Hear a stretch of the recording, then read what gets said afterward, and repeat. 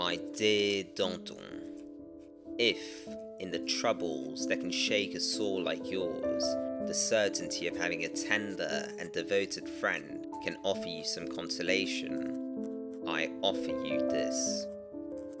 I love you more than ever and until death. In this moment, I am you. Do not close your heart to the words of a friend that feels all of your pain. Let us cry together. My friend, I have sent you this letter from my heart to Belgium. I would have come to see you if I had not respected the first moments of your just affliction. I embrace you, your friend, Robespierre.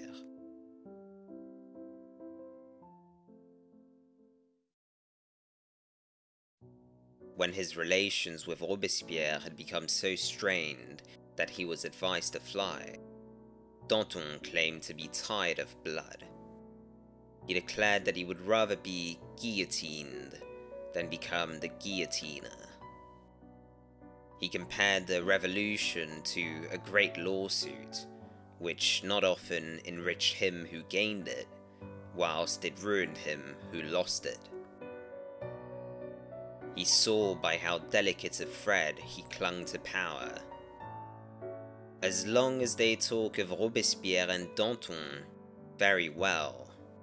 Beware when they talk about Danton and Robespierre. When, in other words, the jealousy of the green-eyed incorruptible is aroused. When the critical moment came, Danton's decision failed him.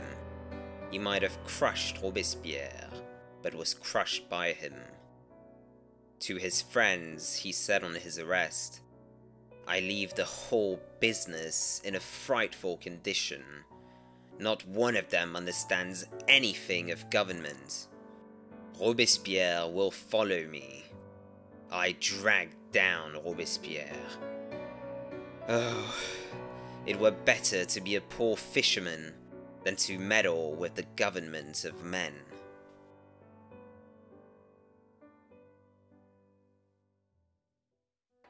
Asked at his trial his name and place of abode, he replied, "My name is Danton, a name tolerably well known in the Revolution. My abode will soon be nothingness, but I shall live in the pantheon of history." His trial was a mockery. His evidence was refused admission, whilst his defense consisted of exclamations. "Men of my temper," he cried, "are beyond price.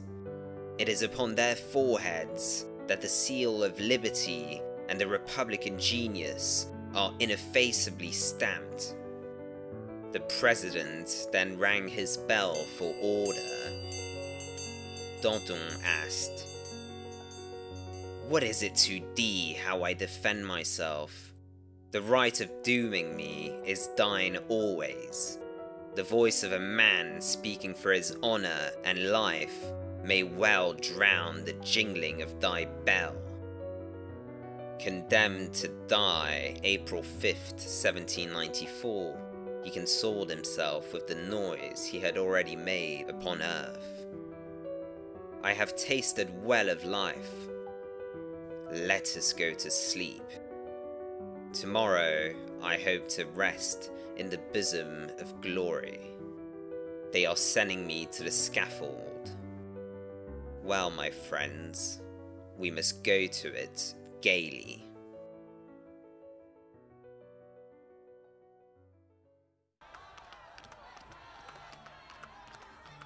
As he passed Robespierre's house in the executioner's cart, he shouted to his victorious rival, "You will appear in this cart in your turn, Robespierre, and the soul of Danton will howl with joy."